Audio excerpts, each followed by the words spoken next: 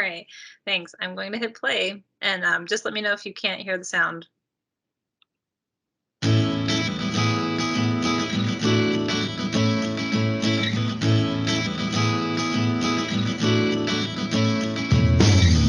All right, here we are at Waterworks Park in Iowa City. I'm Noah Truesdell with iSwept, and this is Tom Rosburg, professor at Drake University. And Josh Worrell, assistant superintendent of Parks and Forestry.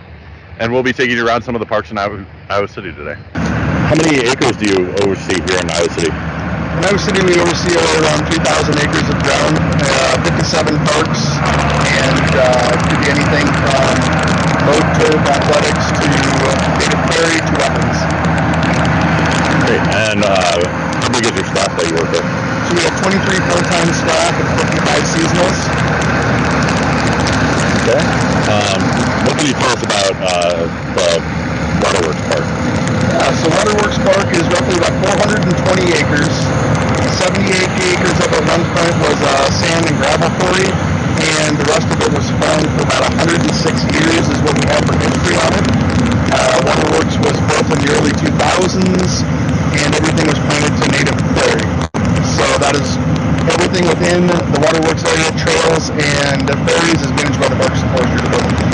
Okay. And you were telling me a little bit ago about you have it parceled out and you're doing burns now? Yep. So in 2020, I came from the city of Corvo. I spent 12 previous years and developed a burn plan for our different parcels within the city. Waterworks itself has 21 sections. Every section is burned with about a 3 to 5 year annual renewal. We'll come back to each section and burn it. We do not burn more than 30% normally. That way we still leave habitat and we still leave food source for the remaining wildlife to adjust over to. Okay, how's the burning been going? The burning's been going really well, other than our crazy springs and falls and very windy weather. It kind of limits us at time, but we have a good staff. We have about a dozen staff members that are certified to burn, and some days we put in 12-hour days and we burn late or we burn early, but we try to make it happen as much as we can. And what can you tell us about this section that we're standing in right here? Yep, so the section we're standing in right here isn't known. We have no record of it ever being burnt from when it was planted. So this section right here, we actually put a very slow, hot fire through, because in the background you can see there's a lot of woodies that are within this area. So in this area, we tried to put a hot fire through here to limit the amount of damage that we would have to do coming in here to remove stuff. So as you can see over here to our left, we have a locust tree right here that we wanted to remove that particular tree.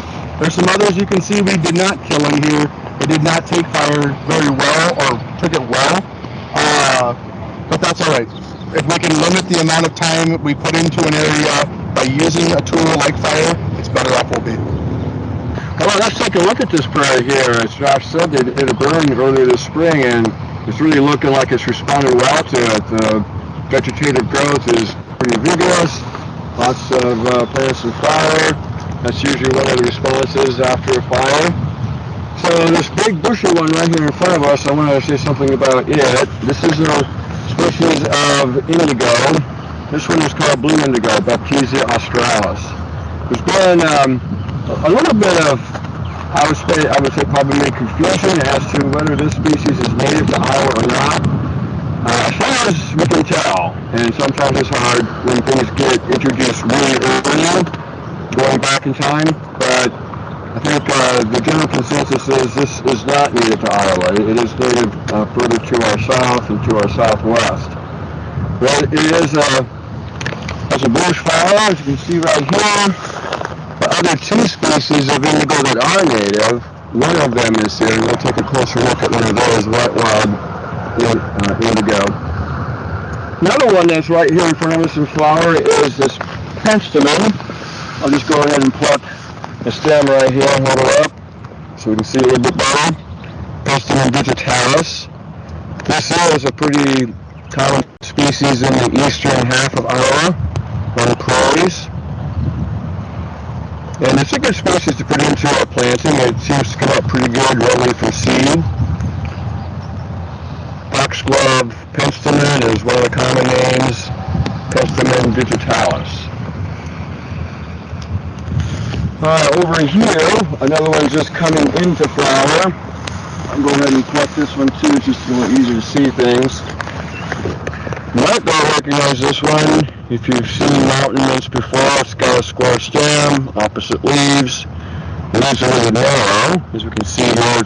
Flower buds are just starting, so it's not quite yet clear open. When you're dealing with the mountain mints, you need to look at the stem close up. Helps show the hand lens.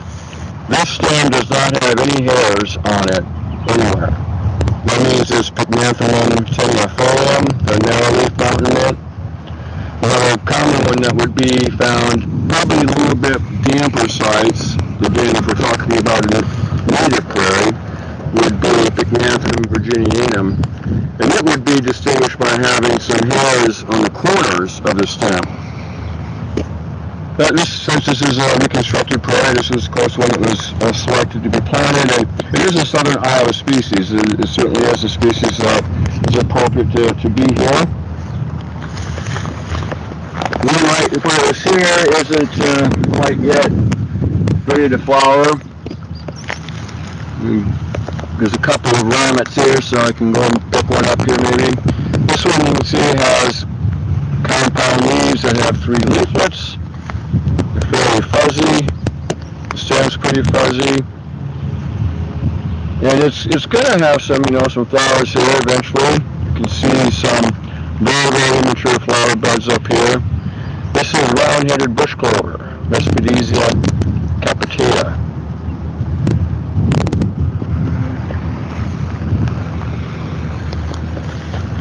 All right, let's walk behind that fuchsia here and look at a couple more here. This one right here, I'm kneeling down by. Another one with compound leaves with 3 leaflets. So, like the round-headed bush clover, this is in the same family with Fabaceae. Then, still a bit early for flowers. They're starting to come along now to top. This will continue to grow upwards, and when it actually starts to flower, it will be a little bit taller than it is now. This one has some reddish streaking on the stem, and then again looking at these leaflets, leaflets in one leaf. This is a shiny tick trefoil, Desmodium species. There's a lot of Desmodiums in Iowa, and some of them can get a little difficult, but the 2 that you would find generally on a prairie are this one, Desmodium canadense, showy tick trefoil, or Desmodium illinoisensis, the Illinois tick trefoil. And the 2 are pretty easy to tell apart by looking at the leaf itself. Pull the leaf off and just look at this compound leaf. If the petiola, which is this part of the leaf right here, is shorter than this segment of the compound leaf in here, this is the locus of the compound leaf, and that's the case pretty much right here. You see this, the petiola again is shorter than this part right in here where my finger is.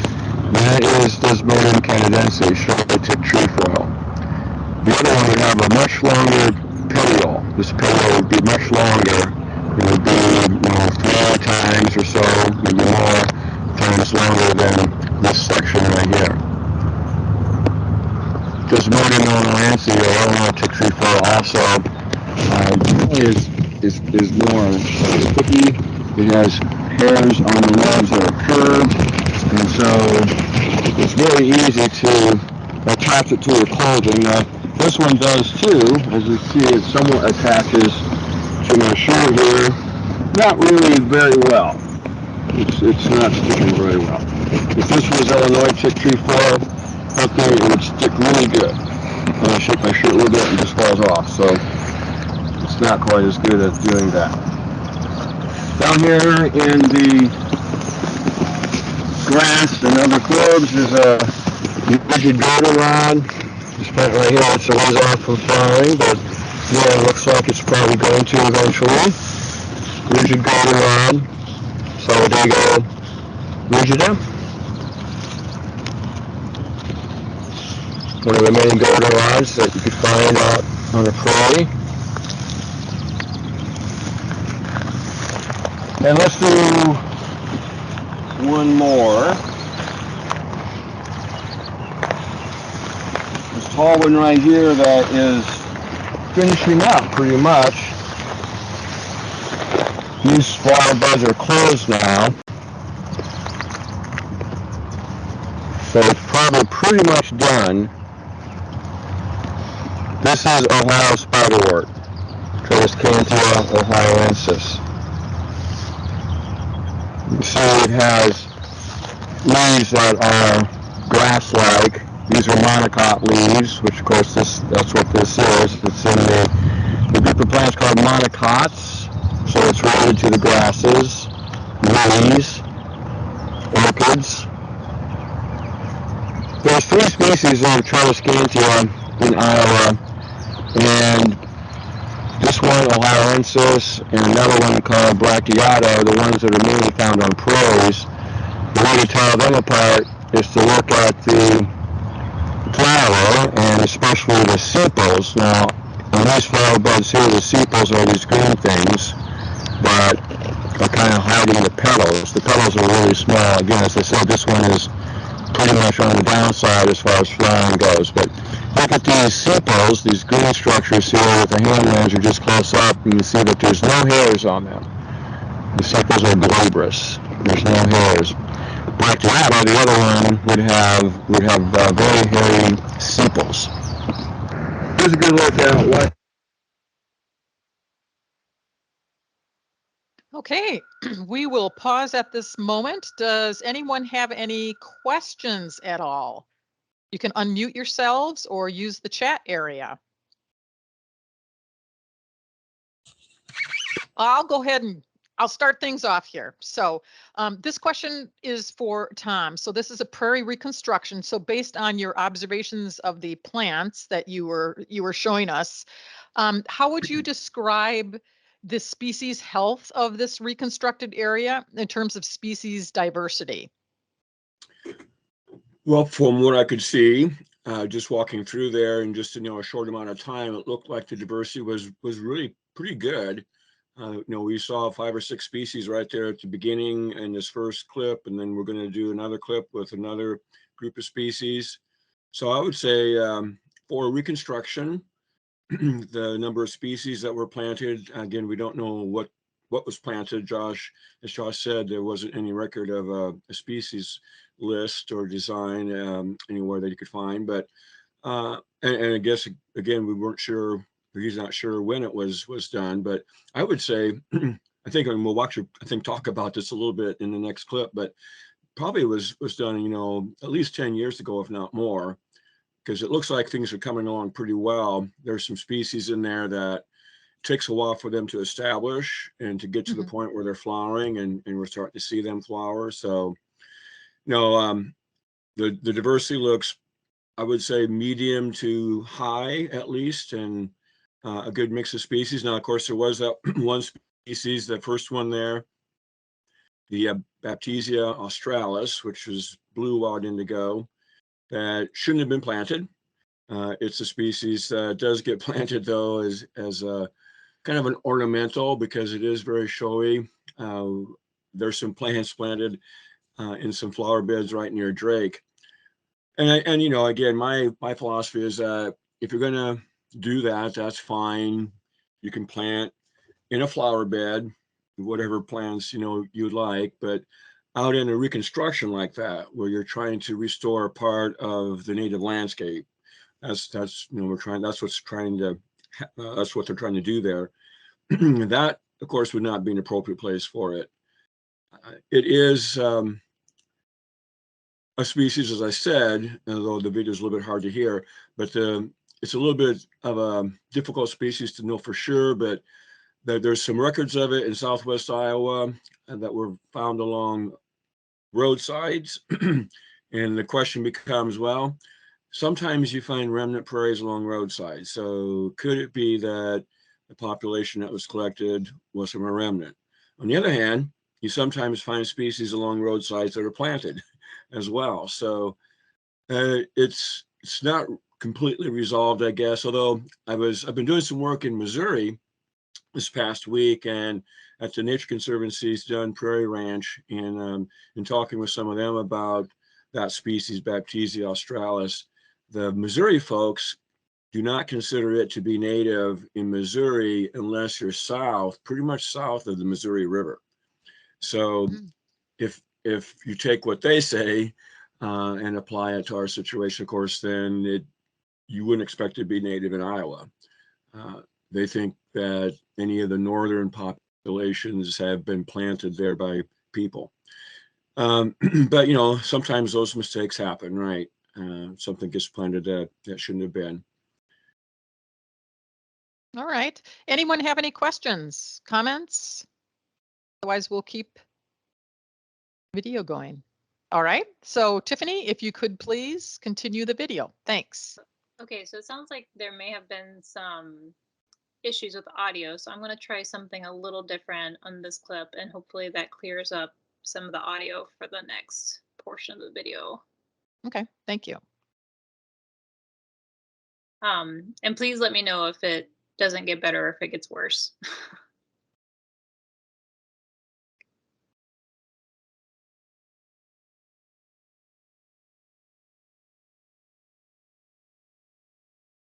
You can see as compared to the blue indigo back there, the blue is much more bushy, compact. White indigo has a little bit more of maybe a tree-like growth form. It gets tall and branchy. And of course, the white flowers. The leaves are pretty similar on each one. They're trifoliate, or what that means is, again, a compound leaf with 3 leaflets. No hairs on any of the plant. No, none on the leaves, none on the branches, none on the stem. White indigo. When this first comes up, here's a younger shoot coming up here. It's a little bit further along, but when it really just first comes up, and it's just up a few, maybe 6 inches or so, it kind of looks like an asparagus shoot coming up.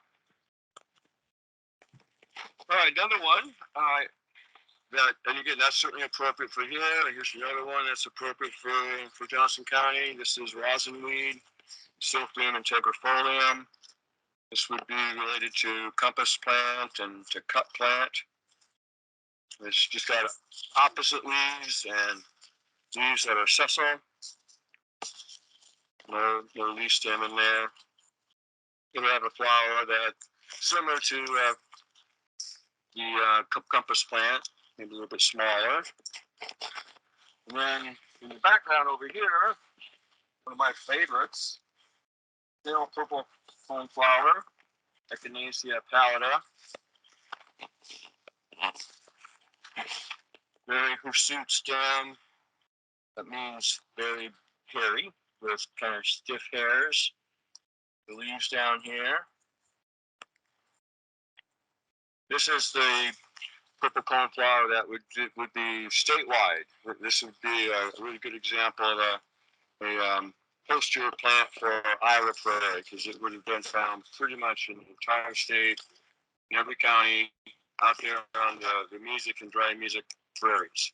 A couple other species that look similar to this, one that most of you are probably familiar with because many people have it planted in their yard, is Echinacea purpurea. Echinacea purpurea, the purple coneflower, is natively speaking limited to just the southeastern, extreme sort of east central and south central part of Iowa. Yes, it's planted everywhere, unfortunately, in places way outside of its range. But you know, if it was done correctly, it wouldn't have been planted in those places. It would have been just planted in those southeastern portions of the state. The other purple coneflower is western purple coneflower, Echinacea angustifolia, which is found mainly out in the Loess Hills of western Iowa and a few counties a little bit further east and really dry, gravelly prairie.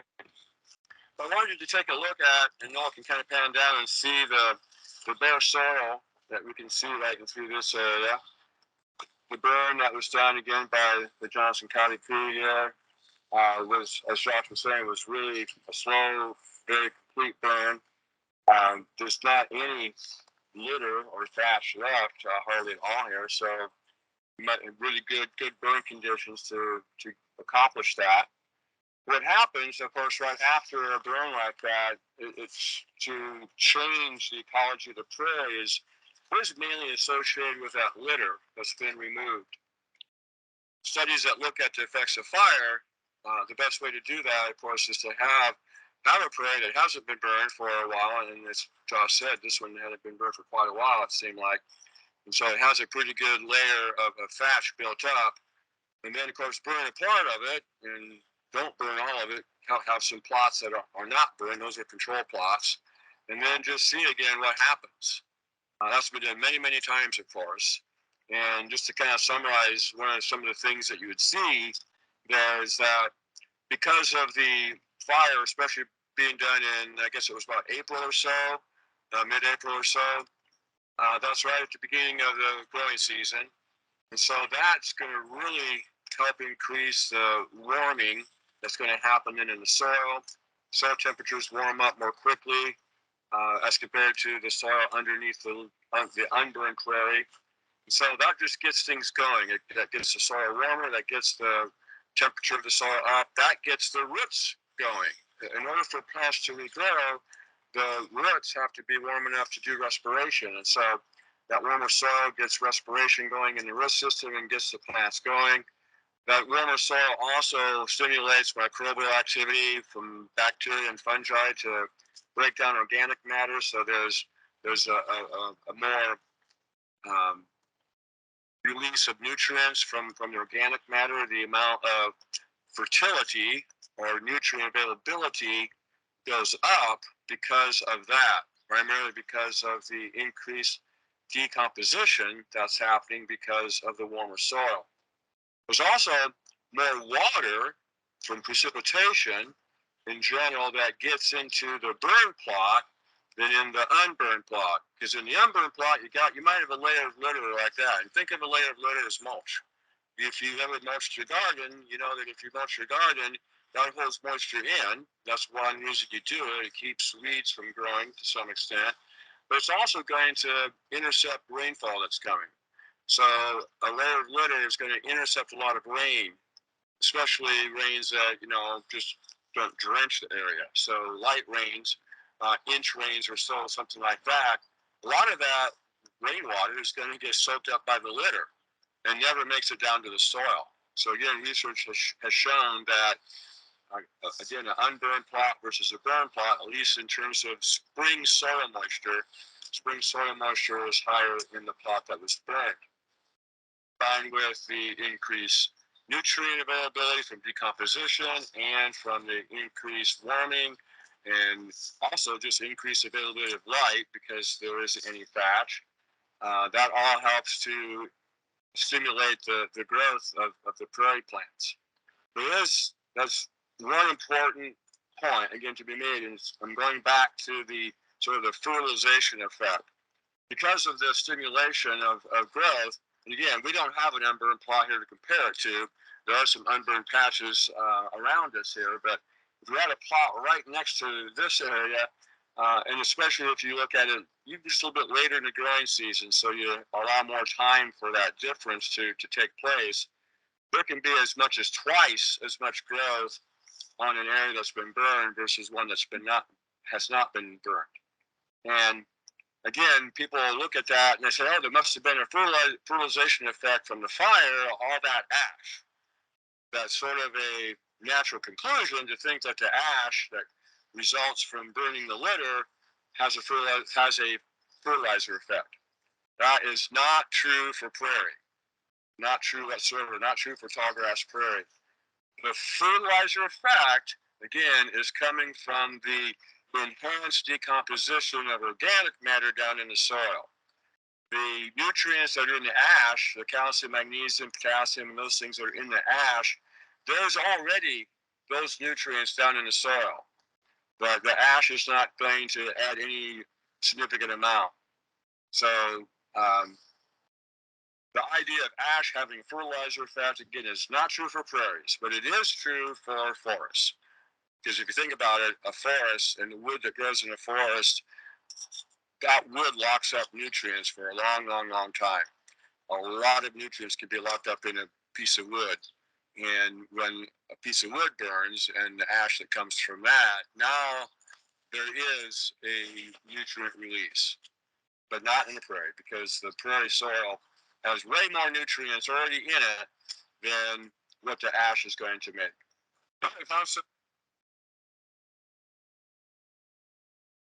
Okay, we will pause at this point. Does anyone have any questions or comments for Tom?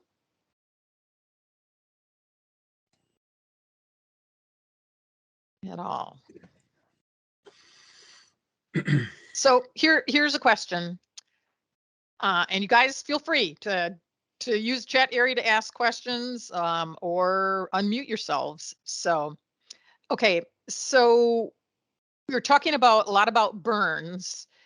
Have there been studies done, or do you have direct experience in looking at, because historically there would have been burns, but there also would have been grazing by buffalo, looking at the difference in species diversity and just prairie characteristics of when fire is used versus grazing in this day and age, less likely by buffalo, but by cattle versus goats?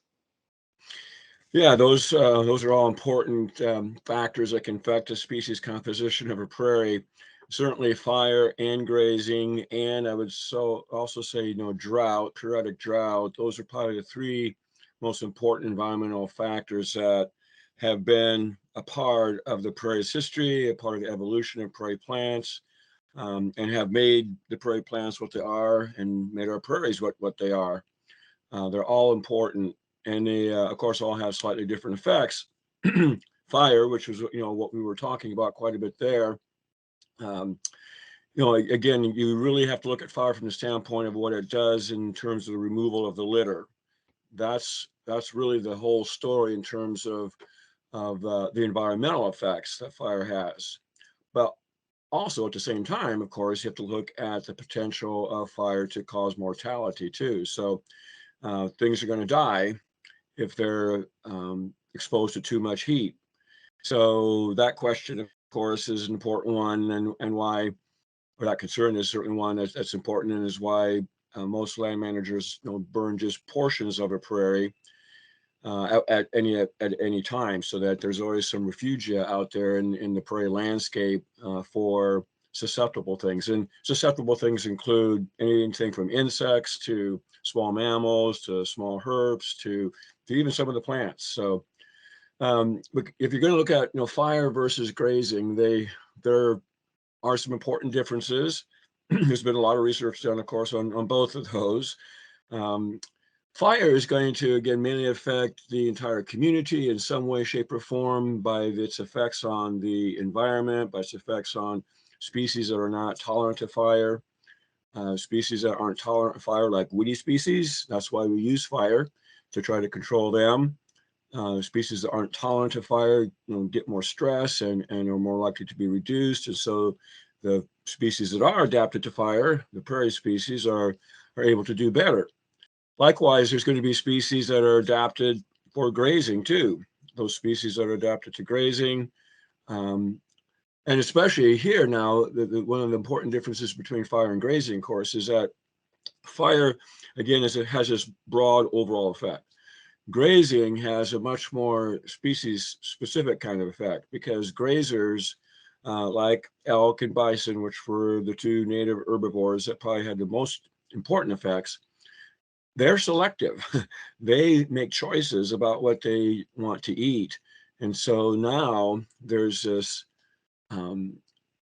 sort of a specialized effect going on, you might say, where grazers primarily, and especially bison, choose to eat grass and leave the forbs alone. So that's going to, of course, cause more suppression on the grass, which is thought to be an important way that prairies work, in so much as that helps to increase the biodiversity of the forbs. The grass species, the warm season grasses in particular, but all grass species, are really well adapted to grazing. After, probably at least 50 to 60 million years of evolution with herbivores, grasses have attained sort of this best strategy to how to deal with them. And so a lot of the features we see in grasses, their ability to grow from the base, their ability to do vegetative growth, their deep root systems, especially the C4 photosynthesis, being able to grow quickly, have more productivity. Those make grasses sort of like these super plants in some ways. And it's because they have adapted to grazers. And if you keep getting bitten off, an animal keeps coming along and biting you off and eating you, you're the only way you can survive is to be able to keep regrowing and utilize root systems to explore more area and garner more moisture and more nutrients and keep regrowing those tops. And again, have C4 photosynthesis. So the point I'm making here is that when you don't have those grazers, like many of our prairies do not have bison or elk, of course. Many of our prairie preserves obviously cannot support, we cannot logistically put them out there.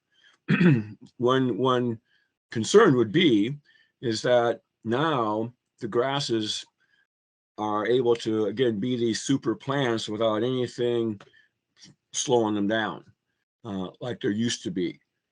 And so you'd have to think, I mean, it'd be normal to think that when you go to a state preserve, it's a nice prairie like Kelso Prairie or Cedar Prairie or Hayden Prairie, and you look at this prairie landscape and you will marvel at the wonder and the biodiversity that you're seeing. You have to think, though, we're seeing it, with at least 100 years of no herbivory by bison or elk. And that has had to change it, and probably makes grasses even more abundant and forbs less abundant, because again, that would be the expectation, one of the long-term expectations of what the role of herbivory is. So when we see, again, and that's really the whole motivation for a lot of the folks, at least part of the motivation for folks, using bison, getting bison back on the landscape, or using cattle. A lot of sites, especially DNR sites, it's nearly impossible to put bison out there, but they can, with some fencing and with some water sources, a lot more easily, logistically speaking, put cattle out there, stock cows. And cows have fairly similar effects. Some research I've done has shown on cattle grazing has shown that for the most part, they do like to eat grasses as well. They will eat probably a few more forbs than what bison, but I think having them out there does provide at least an important function, and one that at least mimics what the bison would have been doing. So, fire, herbivory, both very important. Herbivory is probably going to be a little bit more important, perhaps in creating more biodiversity, perhaps increasing the richness and diversity of species. As I just described, fire, really the effects of fire come down to when you burn. It's so important to think about the timing of the burn. Research has shown, by the way, that if you just keep burning year after year after year in maybe say early April, kind of right even before the beginning of the growing season by just a couple of weeks or so, something like that. This research comes from Kanza Prairie. If you were to burn annually or even just once every couple of years and you always burn at that time, you're going to probably start pushing the prairie to where it would be completely dominated by warm season grass. So in that situation, you're decreasing the biodiversity because you're really burning at a time that is great for the warm season grass. That's the best time in their life histories and in their growth during the summer for them to be burned. And of course, that would not be what you want to do. Then, of course, burn, and that's why we say it's not a good idea to burn always at the same time of year. Every time you do the same kind of burn, every time you burn, especially if you burn often. Now, I'll just say a couple more things, because burning is such an important tool, management tool, and use of fire. I think the right way to think about fire, and I'd be glad to answer some questions, but the right way to think about fire is that you have to think about what you're trying to accomplish. You don't just go out and burn because someone has told you, you're supposed to burn these prairies. Scientists have said, prairies have always been burned, so we should go out and burn our prairies. Well, fire has been very important in maintaining and creating prairie. But now we have a whole different landscape. We don't have the native landscapes anymore that were present again 150 years ago. Our landscapes now are highly managed landscapes and have this huge other factor associated with them. Things called fragmentation, because our prairies are fragmented. Loads of invasive species, non-native species that weren't present on the native landscape. And so now, again, when you think about fire and then think, well, I should probably go out and burn my prairie. Well, you should be asking yourself, why am I going to go out and burn this prairie? What is the goal? What do I want to try to accomplish? The way I look at it is, what ecological work are you trying to accomplish if you are thinking you should go out and burn? Is it because you want to control woody vegetation? Fire is pretty good at that. It can help with that. Is it because you want to push back on some of those non-native grasses like smooth brome or Kentucky bluegrass or orchard grass? Because fire can be useful for that.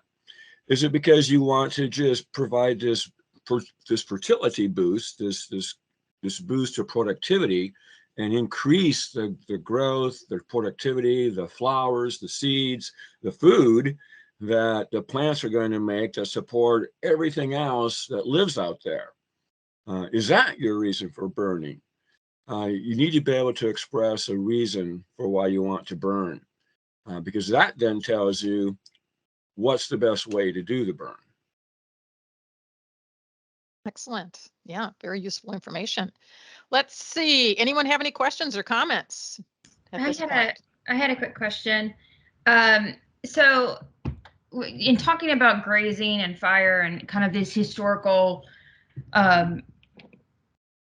influences, right, on prairie, are we seeing any changes now with climate change, and are there adjustments in management strategies based on climate change that are affecting the populations and then how we manage for them?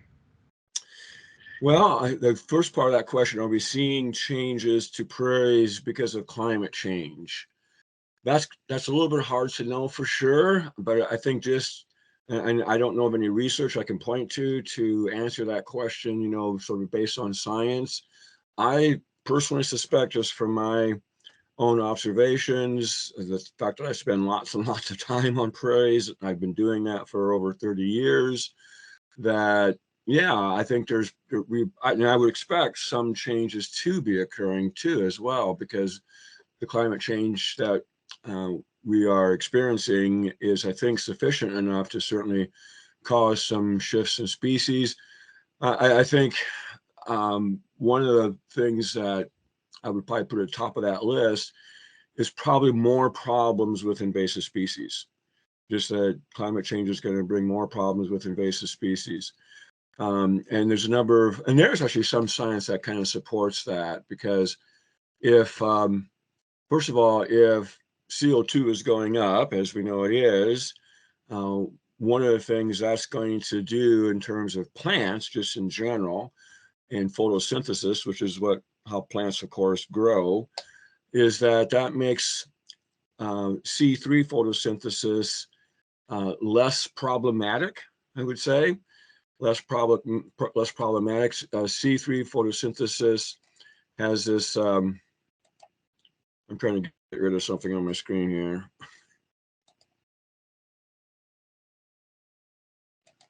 It won't go away. There it goes. Okay. Because if C2 is going up, then again, photorespiration, which is one of the problems that C3 plants have, and one thing that limits their productivity and their success, if as CO2 levels go up, then photo respiration becomes less of a problem.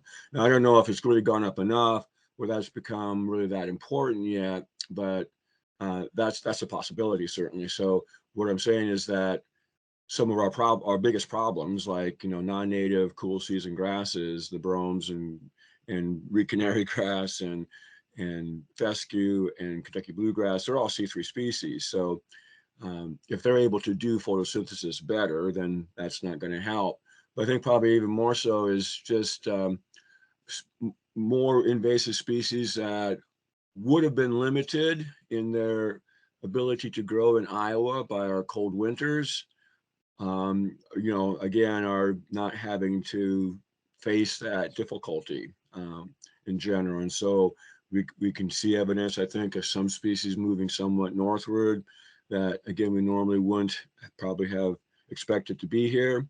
I know, for example, that I think, species like wild carrot, that seems to be becoming more and more problematic.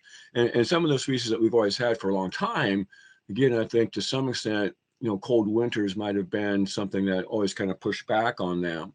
A cold winter, a really, really cold winter, is hard for anything that is out there and having to survive those cold temperatures and maintain living tissue in a cold environment.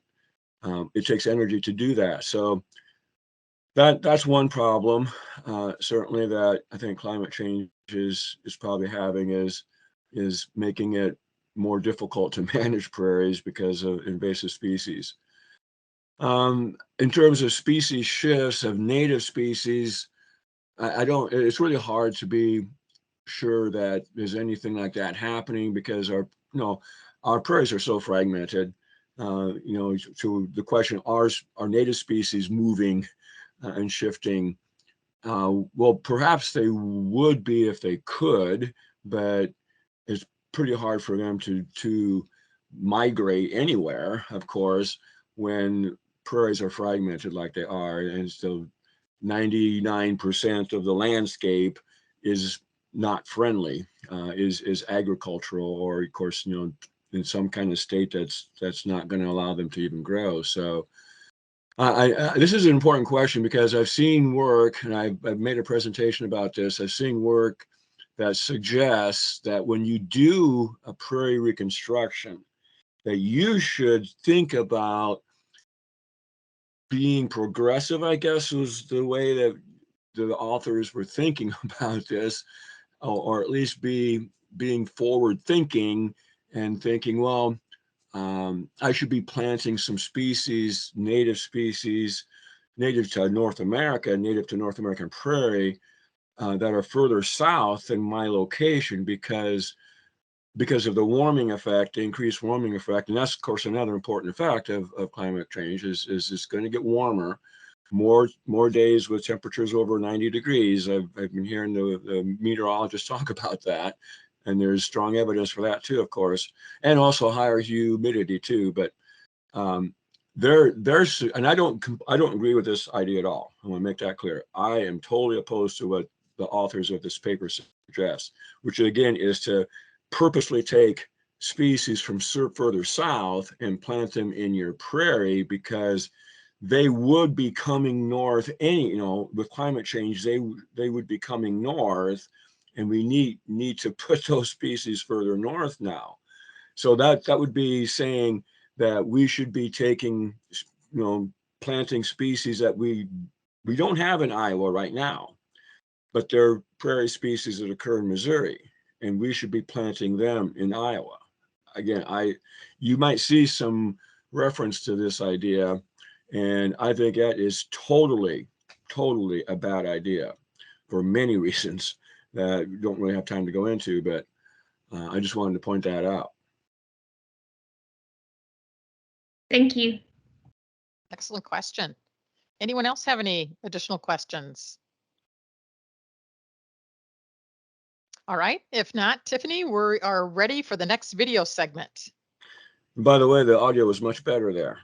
Yes, it is. Oh, thank you for the feedback.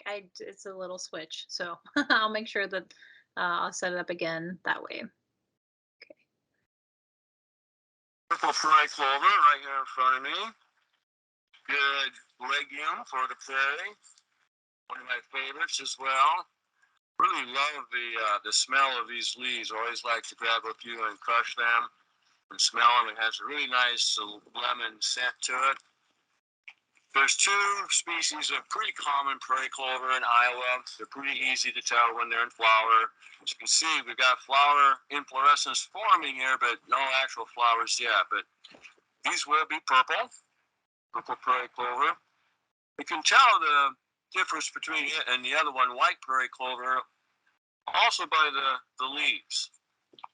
Clovers have compound leaves with leaflets, just like we saw with the tick trefoil and the bush clovers. The leaflets on purple prairie clover are about half the width that they are on white prairie clover. It'd be nice if I had a white prairie clover in this hand and a purple in this hand, you could see that comparison. But if you, after you've kind of seen both of them enough and get that gestalt sense, then it's pretty easy to just look at either one by itself and determine which one you've got. Purple prairie clover. Again, all of these legumes, the clover, the bush clover, the Illinois tick trefoil, and showy tick trefoil in the Fabaceae family. Pretty important function all these plants have, of course, in a prairie like this, is that they host rhizobium bacteria in nodules on their roots. And what those rhizobium bacteria are doing is fixing nitrogen, taking nitrogen out of the air and fixing it, which means to put it into an organic compound, which then makes it available for the bacteria to use, but also for the plants to use too. And I was noticing as we were walking through, I looked down at the soil and I saw some little ant mounds, and this is a really sandy soil in through here. I don't know what the soil series is. I have to look it up on the soil map, but it's pretty sandy soil, it looks like. So that's one of the reasons why, if you look at this, again, looking at a general look at the prairie here, it seems like it's only about knee high or so. Well, partly because, again, we're still in the first part of the growing season, but I think also because of the sandy soil, the fertility level, of course, is pretty low, and of course, soil moisture might be a problem too. It depends upon how often it rains. Most of this grass that we're seeing through here, these clumps of grass, most of them look like they're little blue stem, which of course would be a species that would be really well suited to grow in more of a drier, more sandy prairie. We're going to walk down a ways a little bit here and show you a butterfly milkweed.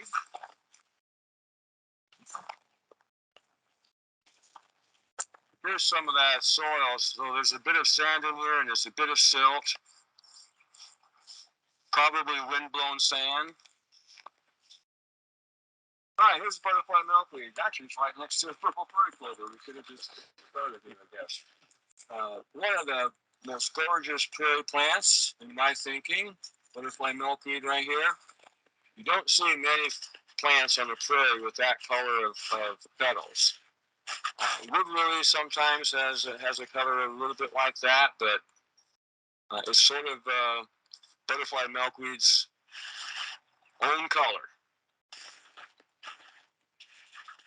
So again, one of the really important milkweeds is 18 species of milkweed that grow in Iowa, and almost all of them, probably about 15 of them or so, grow on prairies. This is a one that is different from the other milkweeds in a couple of ways, and one is that when you tear a leaf off, there's no milk. There's a little bit of liquid, there's some sap there, but it's clear.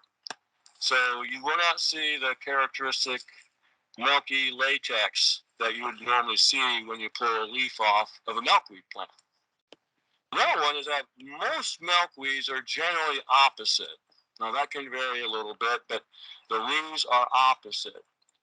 On butterfly milkweed, they're not at all. See one here, one here, one here, one here, one here. The leaves are alternate. All right, nice plant. And there's quite a few of them spread out over the prairie. You can kind of start picking them up here by looking across and seeing those splashes of red. Then the last one we're going to look at here is over here, and this is, I think it's really a great find on a reconstructed prairie. This is lead plant. If you plant lead plant in a reconstruction, you are indeed, going for the long term, because it usually takes several years for this plant to establish and get to this point where this one's going to flower in another week, probably. Lead plant is a part herbaceous, part woody plant. You can see there's some woody stems here from before the burn, when the plant actually had been growing for several years without a burn and was starting to develop more of a shrub growth form. After a burn like this, it, of course, regrows from the root system, and all of this growth right now is more herbaceous. But again, over time, what will happen is the plant will develop a little more and more woody texture, woody tissue towards the base of the plant. I have seen lead plant on some prairies that is taller than me. Lead plant shouldn't ever probably get that tall. That's a good sign that that prairie hasn't been burned nearly as much as it should. Lead plant, another legume with lots and lots and lots of leaflets. We've been looking at plants that had 3 or 5 leaflets before. This one's got, gosh, I don't know, probably about 40 leaflets there, 30 to 40 there, all on one leaf. And of course, it gets its name, lead plant, from the grayish green look that the plant takes on, especially the underside of the leaves. You kind of see that grayish green look. It looks a little bit like a lead color. That comes from the hairs, from the pubescence, that are pretty thick, especially on the bottom side of the leaf. There's some on the top side, but not quite as many. This looks a little greener than the bottom. Those hairs are there for a number of reasons. One of them might be to help thwart insects or bugs that might try to attack the leaf. A small little tiny bug down in the hairs on this leaf, it'd be the same as us walking through a dense thicket of shrubs. Another thing that hairs do, especially on the top surface, is it helps to reflect solar radiation and lessen the amount of warming, the amount of energy that the leaf absorbs, so the leaf doesn't get as hot as it otherwise would. Lead plant, again, as I said, it can take several years for lead plant to really show up, especially get to this stage.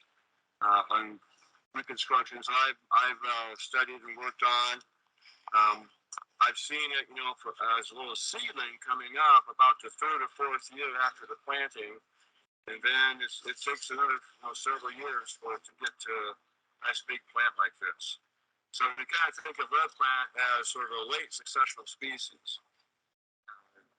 This suggests to me, again, that this planting was done quite a while ago. We don't know for sure when it was done, but if lead plant is this size, it must have been done at least 10 or 12 years ago. Probably more. Okay, so anyone have any questions? Otherwise, I'm going to go ahead with questions. I thought of some. So Tom, how did lead plant get its name? Well, because again, that grayish color that you see, that grayish green color, has a sort of leaden kind of look to it. When people first saw that, I'm not sure where this, of course, happened, but one of the ideas that came about from that was that the plant was somehow growing in places where there was lead deposited, and that was somehow making the leaves take on that grayish or lead sort of look, as I understand it. So, that's folklore. Kind of goes along with some of the thinking that has been applied to plants, where plants can have a medicinal value to some kind of effect on on helping to cure problems health-wise based on, again, the shape of the leaf or colors of flowers or something would tell the person, sort of how that plant could be used to help solve a problem, Okay. which again is folklore. Well, and this topic kind of led me to think of something else, which is totally different than what we have been addressing, but we are talking about urban green spaces and urban areas. And I was thinking of the use of native prairie plants for phytoremediation, and the ability of some plants to be nitrogen fixing and such to improve soil fertility. But any experience, and such in using prairie plants for phytoremediation of maybe brownfield sites, mine reclamation sites? Well, I don't have any real experience there, but I think that they certainly are or could be, or they probably are used there in those types of situations. Just from the standpoint that prairie plants are very tough, I guess one way of looking at it. We think of them again, well, if you go back to the last glaciation event, and of course, when glaciers covered part of Iowa, and 500,000 years ago, they covered all of Iowa. In those interglacial periods when the ice was melting and melted away, and then you leave this, obviously, a very barren landscape without any soil, 100% glacial till, and no soil. Again, the plants that are able to grow in those kinds of environments are early successional plants, certainly, but also have to be plants that can deal with just really adverse conditions. When you talk about phytoremediation, of course, we're talking about, I suppose, excessive amounts of certain types of minerals or nutrients in soil because of coil spoils or something like that. I think there's good reason to think that prairie plants can at least establish in those kinds of environments and establish some vegetation cover because of, again, just their ability to deal with really stressful soils and stressful conditions, low fertility, drought, low soil moisture. Some of the toughest places on the current landscape for plants to grow are in exposed paleosols. An exposed paleosol, and we have these across the southern Iowa drift plain. An exposed paleosol occurs because the soils that formed on the glaciers that came through Iowa and melted back 500,000 years ago, that glacial till developed a soil, of course, but that soil has been developing, or did develop for and became 500,000 years old. A soil that is that old is going to be very, very leached of nutrients. It's going to have very high clay content. It's not going to be a productive soil at all. It's an ancient, old, basically, sort of worn out soil. There's just no source of nutrients. The pH is going to be getting lower. Again, the high clay content makes things difficult in terms of getting water away from the soil.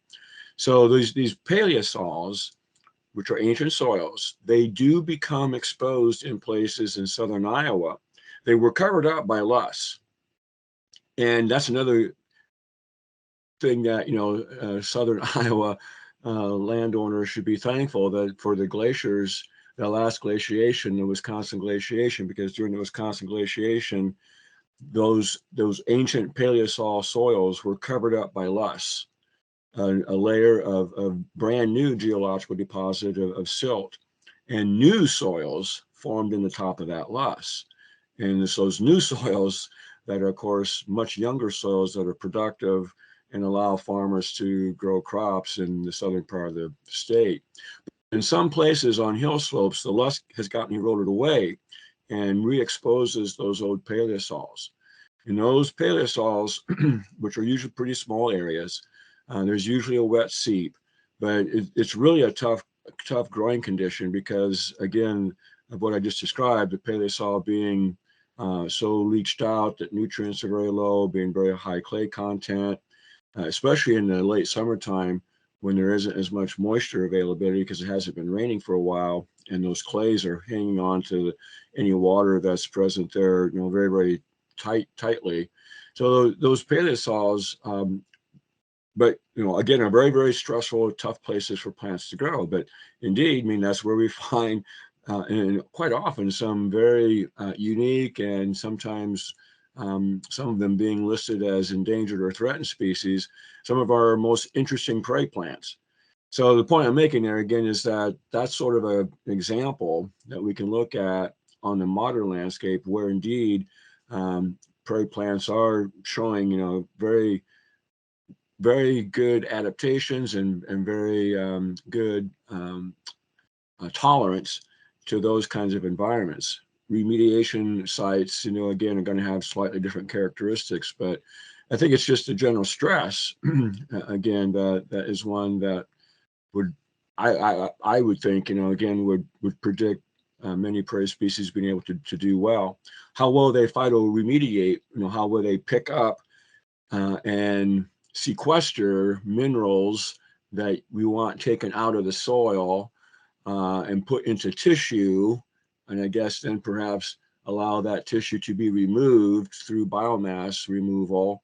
Again, I don't have any experience with that, so I'm not quite sure to what extent prairie plants can help with that, but I think they can at least help in terms of being plants that are tough enough to grow in those kinds of sites that are going to have a lot of stress. And again, I point to some, I think you can probably point to some of the coal spoil areas in southern Iowa that some phytoremediation has been going on. And I believe there's good examples there of prairie plants being used there. All right. Anyone have any questions? Okay, if not, Tiffany, we're ready for the next segment.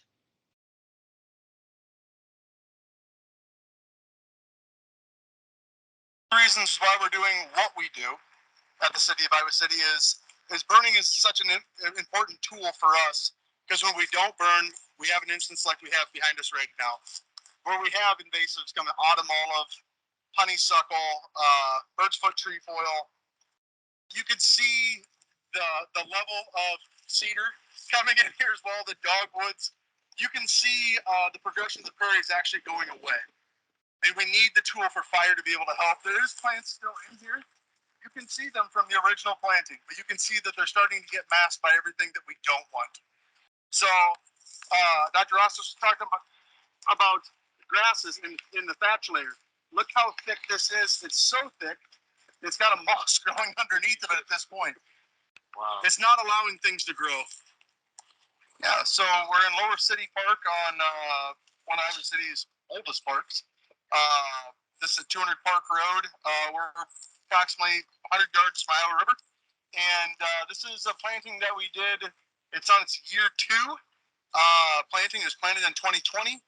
This was an area where it used to be a green space, mowed turf. There was baseball diamonds in a portion of this, and an old road bed that actually ran through this area here. It was an area that was vulnerable for flooding. It was an area that we always seem to keep coming back to, pouring a lot of money into all the time, and it just was green space. We needed to try to figure out a way to be more sustainable, so we started to transition these areas, not taking away from a park, but adding aesthetic value, a different dimension for people to be able to utilize a park space. So this is kind of what we came up with. It's a very diverse mix. It's not going to be as pretty as you would see what we just came from on an established prairie with a fresh burn. This one has not been burned. It did not have enough material to push a fire through this spring. We are hoping to do maybe a fall burn on this, if not an early spring burn on this location. And I think it'll make a vast change. Last year, you used to see a lot of black-eyed Susan, partridge feet, kind of your newly seeded plants that you would see. So we're kind of waiting to see what this spring is going to bring. I do see some plants starting to peek through here. but there is also some undesirables in here that I'm hoping we can control with fire in a different dimension, just timing on how we do it. So this is a pretty big contrast to the other side over there, which is, we were guessing maybe is almost 20 years old, could be almost 20 years old. This one just being in a second growing season. If you're thinking about doing reconstructions anywhere, you have to understand that this is typical for the first few years. You have to have some patience. It's going to take some while to transition from whatever there was to what you planted. You can see there are, Josh mentioned some holdovers. There's flat grass here. This grass that you see right here is a common lawn grass, forage grass, flat grass. If he's looking down through the other herbaceous plants in here, we can see dandelions, and we can see white clover. These are all some of the plants, I'm sure, that were present in that turf grass. There's some Kentucky bluegrass over here to my left. So, you know, it seems like you never really get a complete full kill on those perennial species that could be present on a site that you're going to plant prairie on.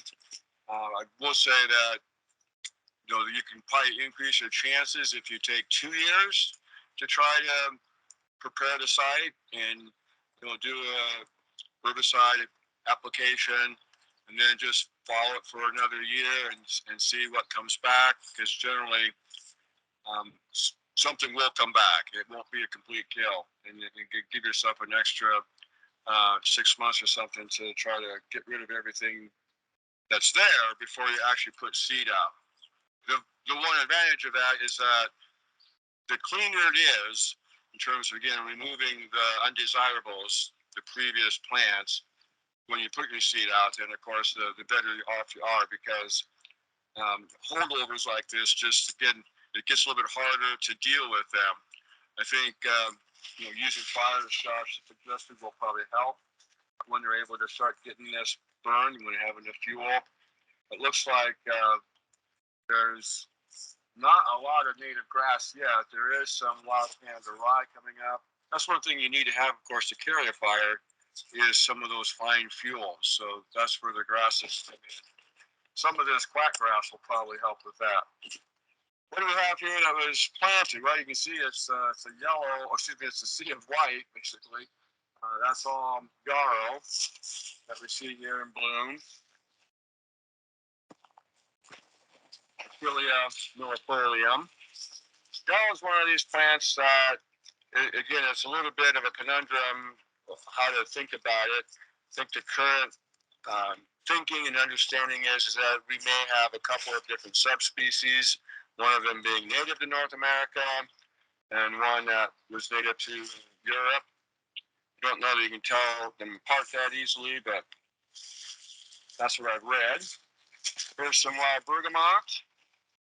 We did see some of that at the other side. This is a plant that will establish pretty well as well. Looks like the yarrow has done pretty well before. I see some yellow sticking its head up over there. Those look like those are oxeyes. Heliopsis helianthoides. Walk over here's plant right here. Not in flower, but this is another pretty good early successional species. Again, there's usually a sort of a suite of species in that planting that do establish pretty good the first year or two. Those are the sort of the first wave of prairie plants, those early successional species. Another one would be black-eyed Susan. I saw some of that too earlier as we were walking in here. Another one would be gray-headed coneflower, that's been planted.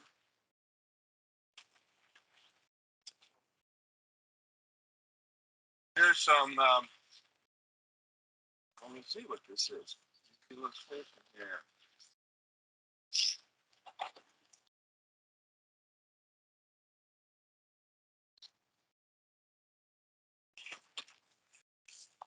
This looks like it could be a sweet coneflower, Rebecca subtomentosa. This is a flower of oxeye or false sunflowers, and everything for that. Here's some of that. Yeah, very good coneflower right here. Here's some Golden Alexander. This would be a great species for a site that looks wet. Golden Alexander is a good wet music prairie species. This one is in fruit right now.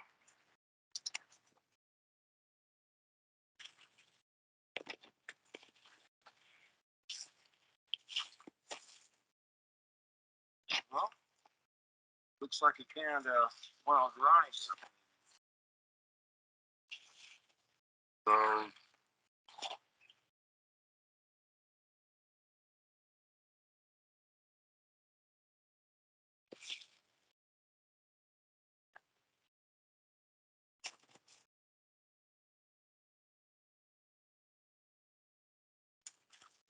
I think so. Just not quite showing a characteristic openness yet, because it's still kind of tightly closed in. What else?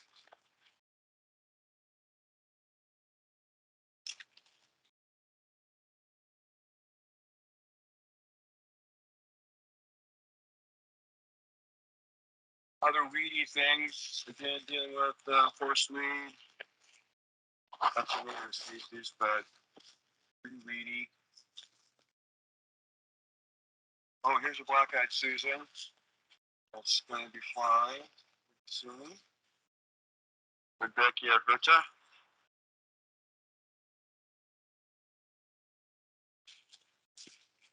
Oh, look over here. There is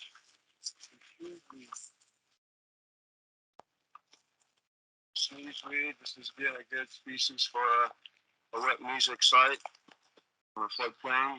The Iowa River's just right over there. So we're on this floodplain.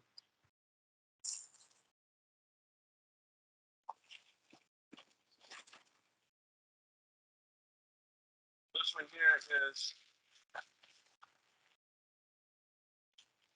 prickly lettuce. It's not native. It's something that you want to minimize if you can, but this is what prickly lettuce looks like Tuca cereola. So one of the challenges.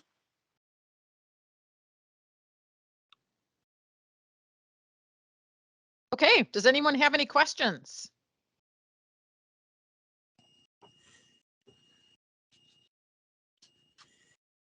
Actually, I don't have any questions. So Tiffany, I think we could go on to the last video segment. Okay. Into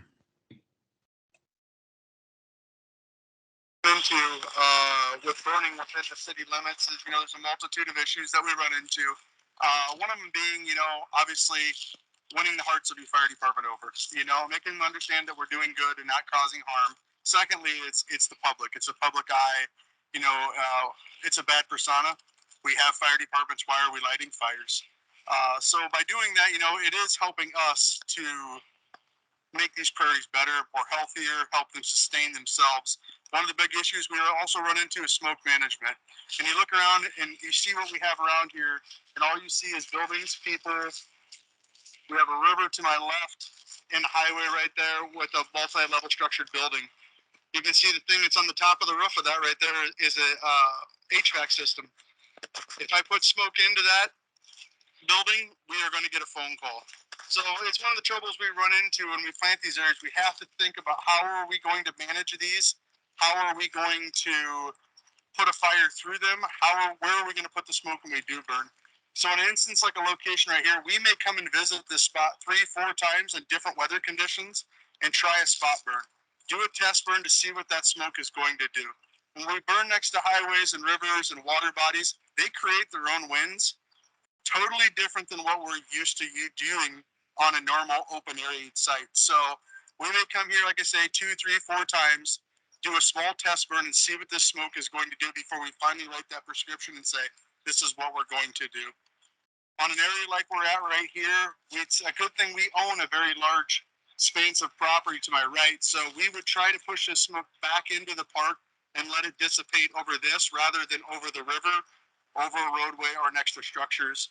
But it's one of the tools we have to think about. One of the things we have to do before we plant an area. How can we manage it? Is this an area that can be burnt? Is this an area that just needs to be mechanically removed? It's just one of the keys we have to use, or pieces we have to use as we think about putting prairie in. So we're at an area by our park shop. This would be at 2275 South Gilbert Street. This is our main parks facility. This is an area that we planted. It's on its third year.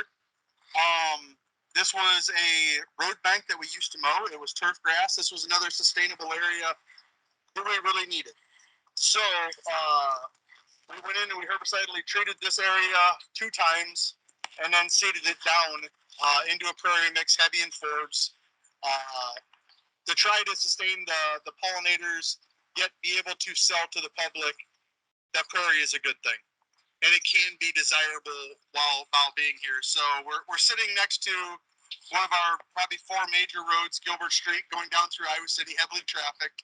We also have our softball complex next door, a major bicycle pet trail. The Iowa River Trail runs right next to it as well. So we wanted to make sure that it was very showy and people could definitely enjoy it. So a lot of different species in here. This piece here has not been burned either.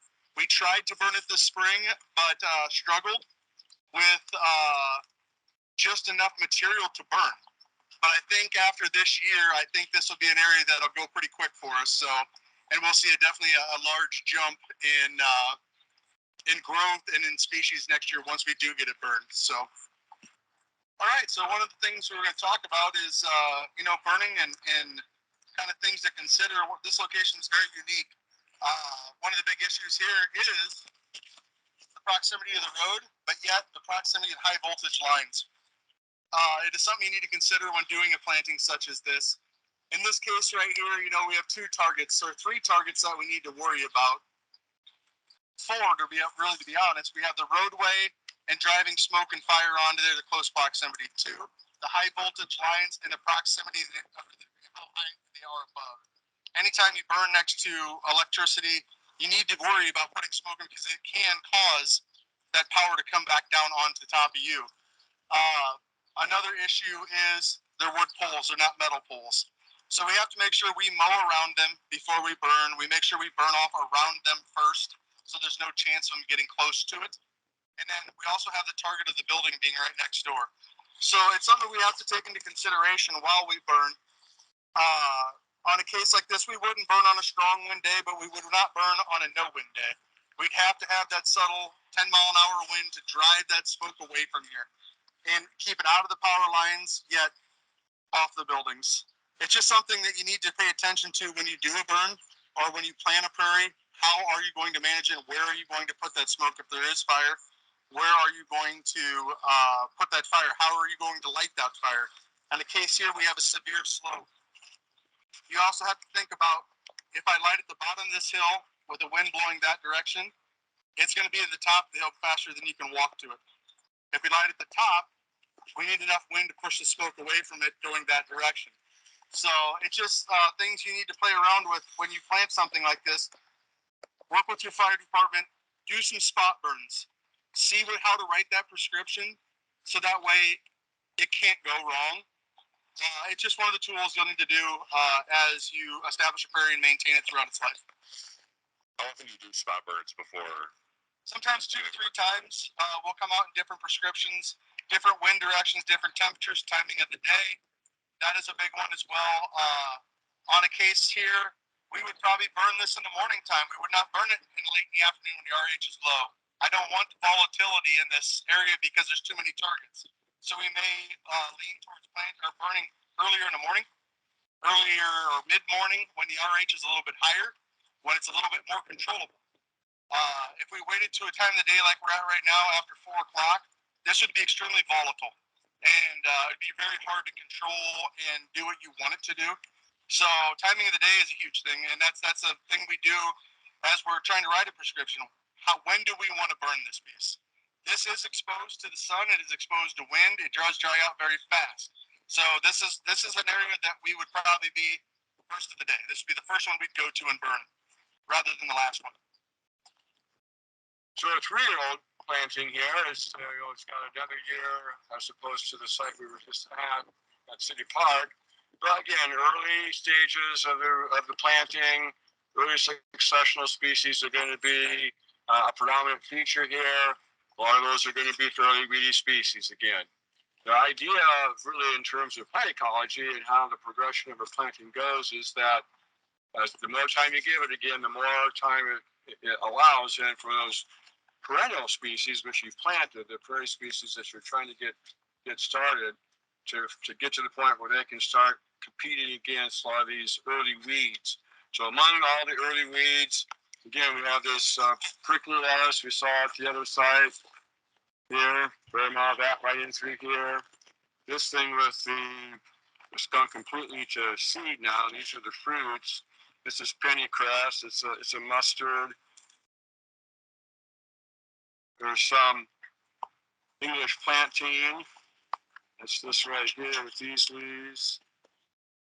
Fairly long, elongate leaves.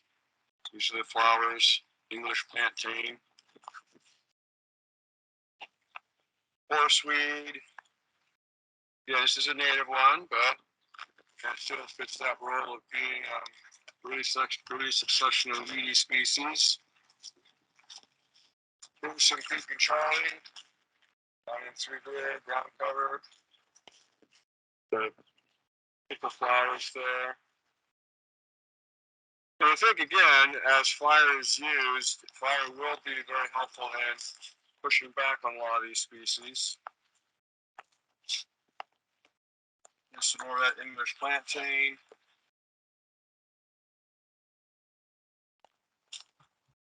The big one right there with the huge, rhubarb-like leaves is burdock. That one is a biennial, and it's going to be producing flowers this year, trying to at least. Of course, that's one thing that mowing does. One of the reasons for mowing these early stage prairie plantings is that we're going to have species like this and other annual species that their goal is to grow, produce seed, and then they die. Well, the best strategy to combat them is to don't let them go to seed.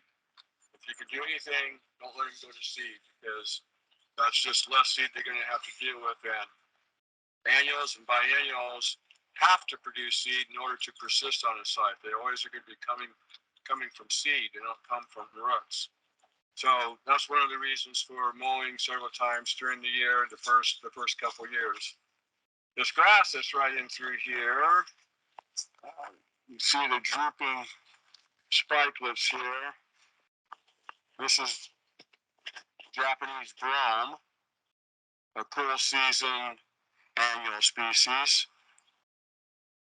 The two, mowing would probably help lessen its ability to persist here. And maybe the last one here, it looks like another biennial, curly sourdock.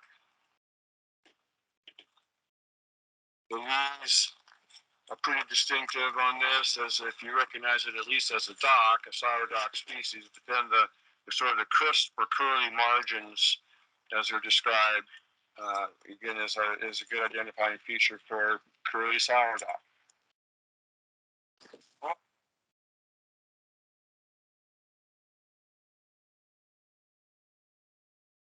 Okay, Tiffany, is that the end of the video? We've got a few more minutes left, maybe 7 minutes, 7 or 8 minutes. Do we want to keep on going or take it? Okay. How does the sound? How's the sound? I get a little tinniness in voices, and I'm not sure if anyone else is. There's like no bass. It's all, yeah. But that might just be on my end, so. All right, I'll keep going. Okay.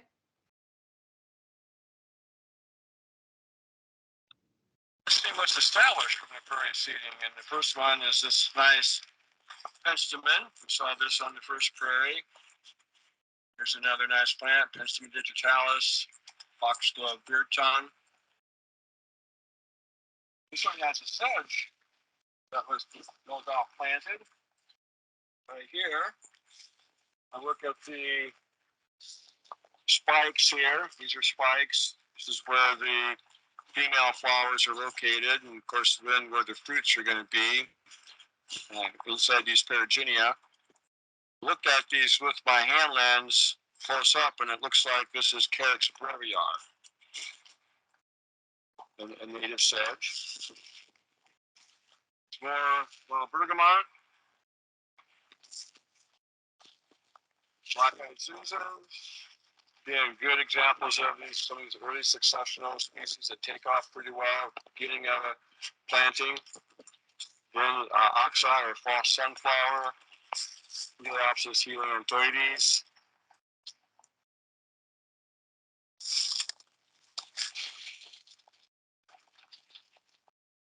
Green-headed cornflower, Cucurbita pinnata.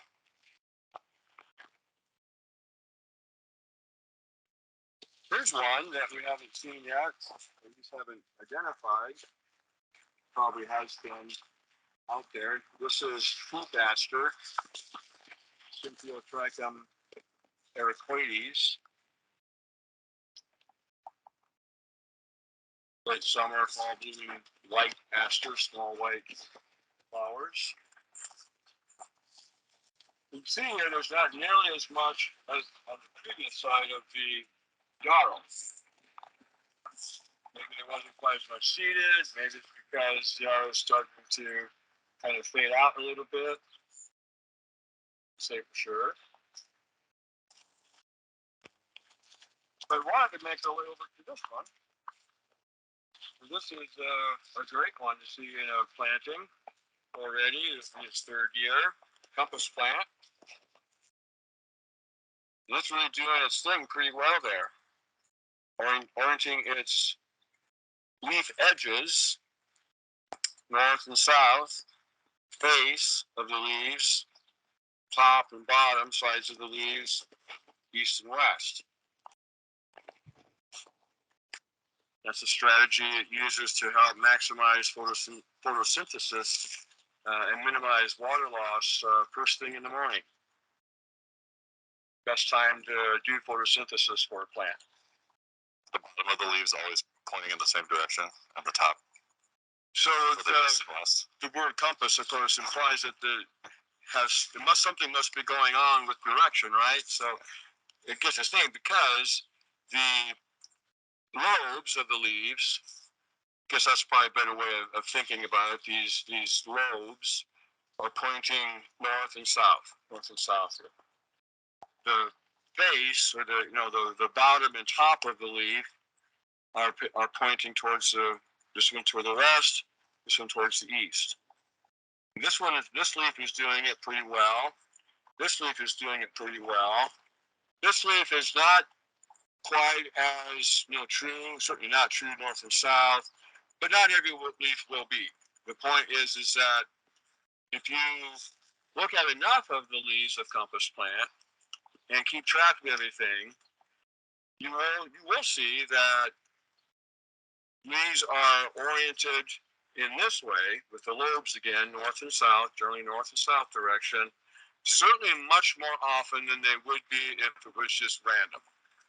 If you look at 100 leaves and you orient it to maybe like 8 or 16 different directions, then it would just be a random thing. The number of the north and south should be equal to all the other possibilities. They all would have the same probability, whatever orientations you want to look at.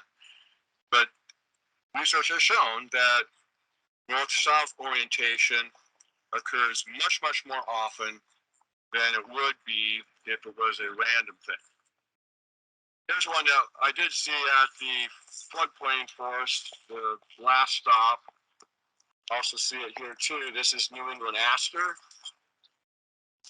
So New England aster is a later season bloomer.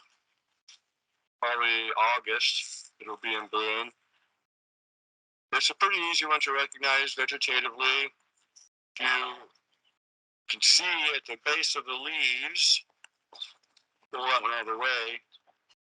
So here is a leaf right here. To go down to the base of it, turn it so you can see two little lobes or auricles, as they're called. Little lobes that extend off the base of the leaf and sort of semi-hug the stem. They don't go completely around the stem, so they don't touch, but they kind of enclose or wrap around the stem just a little bit. New England aster has really deep bluish, purplish flowers. It's a real beauty when it's in bloom. Here's one that could have been planted, or I suppose it could also have come in maybe on the sun, on a resident species, so to speak. This is giant goldenrod. Smooth stem is a good characteristic for it. Glabrous, smooth stem. Glabrous means there's no hairs anywhere. Smooth looking, giant goldenrod. Talladega gigantea.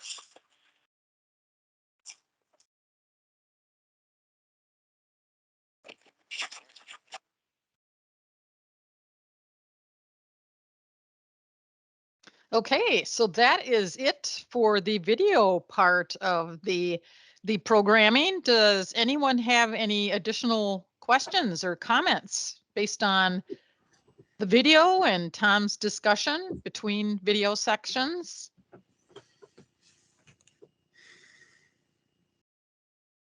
I'll ask a question. So there's a lot of focus on forbs, and just out of curiosity's sake, blue grama and buffalo grass in eastern Iowa, would you find, I could probably answer my own question, but would you find one or both of those species? No, blue grama or buffalo grass in terms of native Yes. sites, not in eastern Iowa unless you were on a really dry, gravelly, sandy site. And I think, certainly hairy or blue does probably occur. There are probably collections of it Mhm. in eastern Iowa from some of those sites. Obviously, along the rivers, there's going to be sand prairies. There might be some gravelly outwash areas, something like that, that produce, again, really coarse, well-drained soils. Those species could persist there, perhaps. But no, those are short grasses. Those would qualify as short grasses, which characteristically would be way out, in terms of the short grass prairie, would be way out in the western part of the Great Plains. But we do have those species again. So we have short grasses that do occur. Both hairy grama, blue grama, and buffalo grass do occur in Iowa, but really have to be a specialized microenvironment, microhabitat for them to be supported. Because in general, any other type of environment in Iowa is going to be too fertile and produce much higher growth, taller growth. And that growth is going to, of course, outcompete those grasses. Now, of course, you see those grasses, especially buffalo grass, used as a turf grass. Yeah, that's where I was headed with my question. Yeah, Buffalo and blue grama for turf grass. Certainly a good choice there for turf grass. I've seen it used a number of places. Buffalo grass primarily is the one I think I've seen used because it might be a little bit better at vegetative growth, and so it can really kind of quickly fill in areas, and it has these stolons that produce new plants or new shoots vegetatively. And of course, grasses remain pretty short, and you're generally probably less than 6 inches tall. So the idea is, you can have kind of a no-mow lawn, I suppose, so to speak, if you use those. But out in natural environments, it'd have to be a really specialized, dry, somewhat low fertility type of environment of some substantial size, to really support those species. Okay. All right. I know that was a little off track, but still urban application. It is, and it's use of native species. Right. Anyone questions, comments? We're quiet today. Pretty quiet group, I guess, huh? Yes. Yeah. Okay. It's very interesting. Thank you. Well, we certainly saw a lot of different prairie reconstructions, so heavy on that this time. I think it does make a nice contrast between the really older site, which we were at first, and how nice that did look. I mean, that was looking pretty much like a prairie. You know, obviously, there are some things that someone like myself, you know, can probably see that tell us that it's not a native prairie, but it was certainly getting closer and closer to that. Whereas, of course, the other two sites, we didn't get that impression. And I would say too, since Pat asked about grasses, it's always somewhat of a challenge, you know, how much grass, how much forb to put into a planting. There's different ideas about that, of course.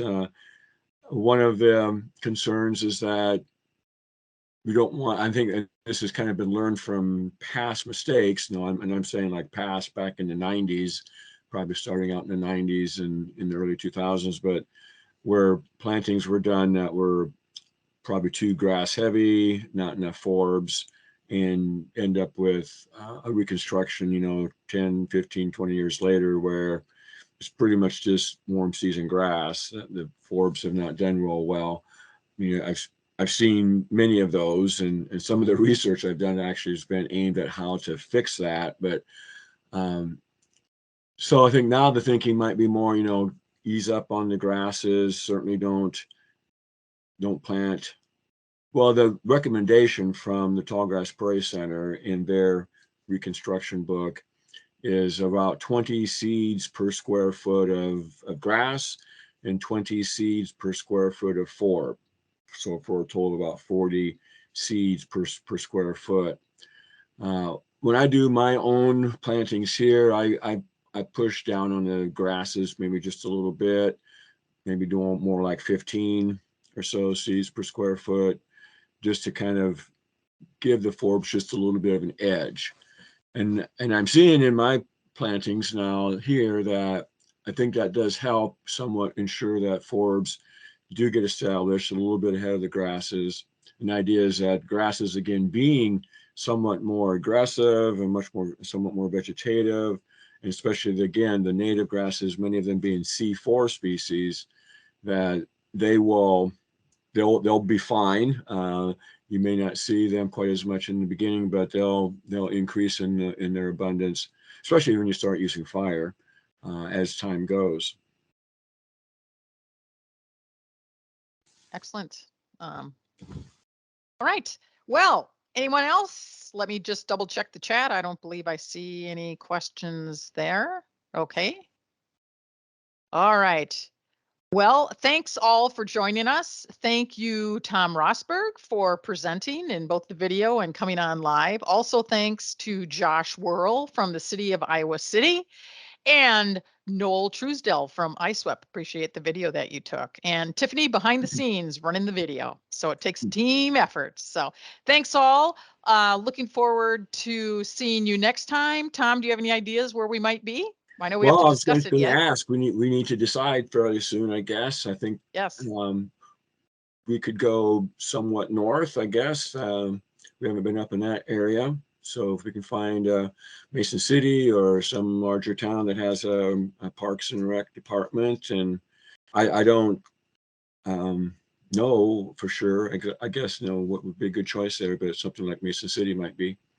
Okay. We'll have to check into that. We'll see what we can find out. Okay. Well, thanks everyone for joining us. Have a great afternoon, and we will see you next month. Take care.